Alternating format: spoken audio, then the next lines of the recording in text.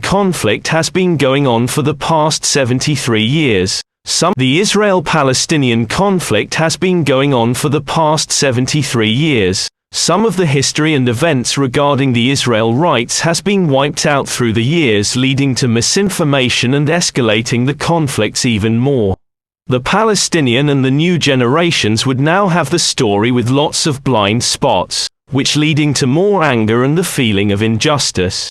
This video is to give the full story without any blind spots. What I'm about to show you is one of the most commonly used and visually striking pieces of anti-Israel propaganda. Here are 4 maps purporting to show a Palestinian loss of land. It's important to break this image down, tackling the falsehoods one by one. First, we need to be clear that the term Palestinian as referring to Arabs living in this area was invented by Yasser Arafat in 1964. Prior to that, these people were known only as Arabs.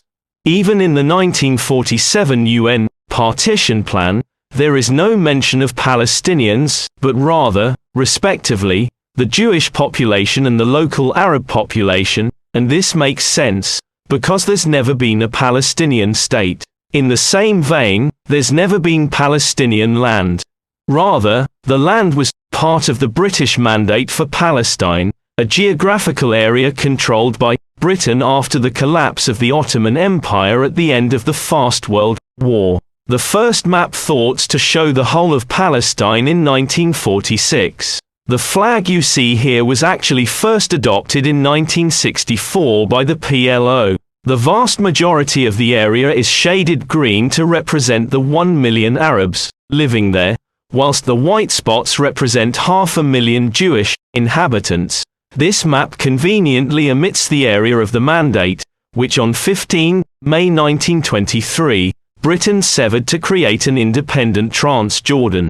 Handing 3/4 of the British Mandate, this created the Hashemite Kingdom, which we know today simply as Jordan, a Muslim Arab state with a population of 70% Arab Palestinian descendants. By refraining from depicting the whole of the British Mandate, the propagandist presents it as a quarter of its actual size and falsely represents it as Palestinian land. The second map suggests that the UN partition plan, which ended the British Mandate, established Jewish land and Palestinian land, while the partition plan called for the creation of a Jewish state and a state for the local Arab population. The Arabs rejected the plan. They refused to accept the existence of a state for the Jews, so a second state, after Jordan, for the local Arab population, never materialized. Instead, in 1948, within hours of its declaration of independence, 7 Arab countries attacked Israel with the intent of annihilating it. The end of that war, in which the fledgling Jewish state defended itself and fought for its very survival, brings us to the third map, often called the 67 borders. These are neither borders, nor do they date from 67. This is in fact the armistice line of 1949, simply reflecting which entity controlled what land when the fighting stopped. Map number 3 represents Gaza and the West Bank as Palestinian land. This is again a falsehood. The West Bank was land occupied by Jordan from 1948 to 67 and ethnically cleansed of its Jews. Gaza was occupied by Egypt from 49 to 67. Still today, Egypt holds parts of the Strip from Rafah to the south. Again, the attempt to present the green trading as Palestinian land is categorically false. The fourth map shows what it turns Palestinian land today and implies that this is what remains of a larger, original territory. This is not what is left, rather it is the only land which Palestinians have ever controlled. In the Oslo Accords, the green areas within the West Bank were ceded by Israel to the PLO in exchange for peace. Sadly, the Palestinian end of that bargain was never upheld. Terror attacks against Israeli civilians and their property have continued in the 25 years since then, funded and encouraged by the PLO. Now, there is an additional falsehood propagated by these maps. Let's look at The first map, with its green depiction of 1 million Arabs in 46. Where is the representation of these Arabs in the last map? The propagandist wants you to believe that they were ethnically cleansed. In reality, today, nearly 2 million live across, as well as Israeli citizens, yet there's no green shading outside of the West Bank and Gaza.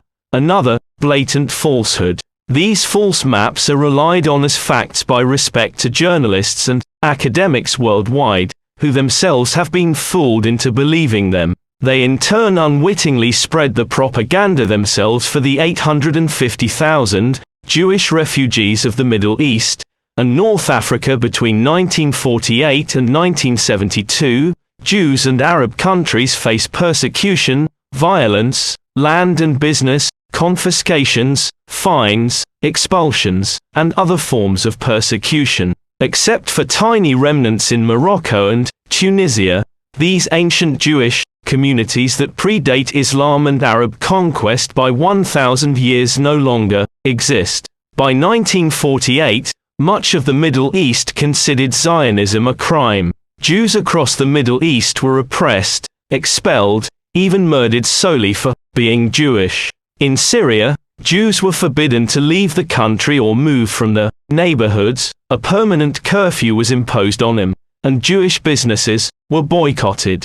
In Iraq, Jews were forced to carry ID cards. Their land was confiscated during World War II. Pro-Nazi Arab nationalists took over the government and instigated a murderous riot called the Farhud, killing 180 Jews. After 1948, most Jews were expelled and stripped of their citizenship in Libya. In 1945, a riot erupted, killing 70 Jews.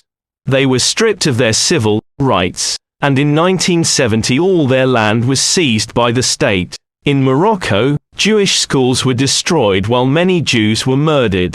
In Yemen, Jews were not allowed to build houses higher than Muslim houses or even to speak loudly in their presence. In Egypt, Jews were murdered, removed from the government, and in many cases, had their citizenship revoked. These are just a few examples of the codified and institutionalized anti-Semitism the Jews of the Middle East and North Africa faced for hundreds of years, but which massively intensified before, during, and after 1948. Those Jews from Arab countries were not expelled or murdered, were forced to flee. Ultimately, what they lost equaled up to 5 times the size of pre-1967 Israel. They received no compensation from Arab governments to this day, nor any assistance from the international community for peace to be just, credible, and enduring. The rights of the Jewish refugees from the Middle East and North Africa must also be addressed today. We remember their struggle, their legacy, and their fight to survive. Thanks for watching, and we pray for the peace for both Palestine and Israel and for the whole world to enjoy the peace.